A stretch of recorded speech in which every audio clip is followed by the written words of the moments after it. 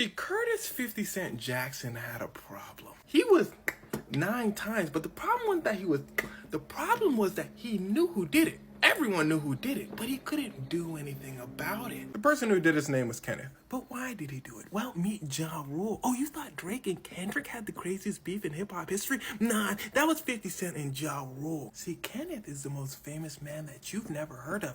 See, Kenneth was the godfather of the street. Everyone looked up to him, and a lot of people sold stuff for him. But Kenneth gets locked up. But when he gets out, he meets a guy named Irv Gotti. Irv Gotti says, I got a kid named Ja Rule. He can really spit. He says, we're doing rap stuff, forget the street stuff. Kenneth says, cool. But see, there was a kid named Curtis who didn't like that very much. See, Curtis was rapping too. Remember when I told you people sold stuff for Kenneth? He was one of those people. He didn't understand why they didn't have his back. But he said, you know what? I'm doing too much. Let me go meet Ja Rule first. So he goes to a video shoot for Ja Rule. He says, hey, I'm 50. Nice to meet you. I rap. Ja Rule says, no pictures. 50 says, no, I'm just saying hi. Ja Rule goes, no pictures. 50 Cent didn't like that very much. He goes home. He comes back. Kenneth watches him. He says, 50, come here. 50 goes, yes, sir. Kenneth says, look, kid, chill out. 50 says, he's disrespectful. Kenneth says, he's with me.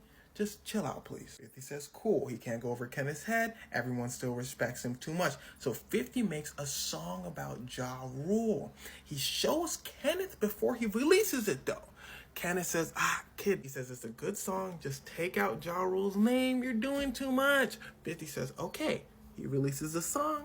It's obvious he's talking about Ja Rule. He just doesn't say his name. Ja Rule doesn't like that very much, but it all comes to a head when him and 50 get booked for the same concert. Before anything could go down, though, Irv and 50's manager talked. They said, this is stupid. Let's get them in the room. Let's get them to talk. Irv goes to Ja Rule. Ja Rule says, but he says, I was in the street for real. I'm going to show him. Irv says, no, we're just going to go talk, Ja. You just going to go talk, right? Ja says, They go to the meeting. Ja pulls up with a bat. 50, still cool as a fan. Goes, hey, man, we're here to talk or not? Ja holding the bat like, why you not scared? Who's street now, huh? Doing all that talking? Everybody like, Ja, come on. He's like, nah, it's done. It's done. He turns back around to 50 and sees a fist flying towards him. He go, oh, we not talking, huh? Yee! 50 hits him in his ting. A brawl breaks out. Kenneth hears about what happened. He goes, I thought I told them to chill out. So he calls a big official meeting. 50 Cent doesn't show up to the meeting. Is 50's side, including his manager. It's not looking good for 50. I forgot to tell you, he also came out with a song called How to Rob, where he talked about how he would rob everyone in the music industry, so no one in the music industry liked him either. He goes to a studio to record. Ja Rule shows up to that studio. They said, Ja, 50 Cent's upstairs. They go upstairs, and 50 Cent gets poked with something very sharp. Now, here's where it starts to get wicked. Irv and everyone involved in 50 Cent getting poked get arrested for the situation. They said, how did the police know? A restraining order then comes out saying they can't be anywhere around 50. They ask for the paperwork, and 50 Cent's name is all over the paperwork. They, in a petty maneuver, print copies and start passing it around the streets. Now, in the streets, you don't want to be known as a snitch, so everyone is watching 50 very closely. One of his songs then gets leaked called Ghetto Koran. In this song, he's listing out every street dude by name, but the song could be seen as him showing homage to them.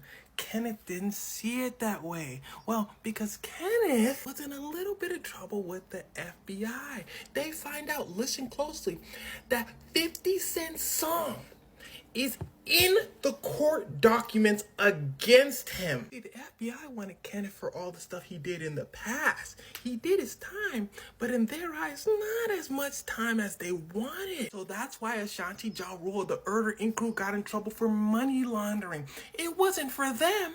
It was for Kenneth. So all of this stuff combined, the snitching, the Ja Rule stuff that everyone hating 50, culminates to Kenneth telling Mike Tyson's childhood friend Daryl to go 50. And this isn't a secret. He got hit like I got hit, but he ain't breathing. The song Many Men by 50 Cent. Listen to the name he says before that line. He says his name. 50 gets But he survives. Everyone knew Kenneth did it. The police knew Kenneth did it. But how the court of law works, you can't just pull someone in. So they get Kenneth for a bunch of other stuff. They were going after him anyway. No one would sign 50 to their label. Everyone hates him in the industry. So he goes with this dude all the way from the West Coast named Eminem, who didn't care about any of that. Dr. Dre says sign him. The rest is history.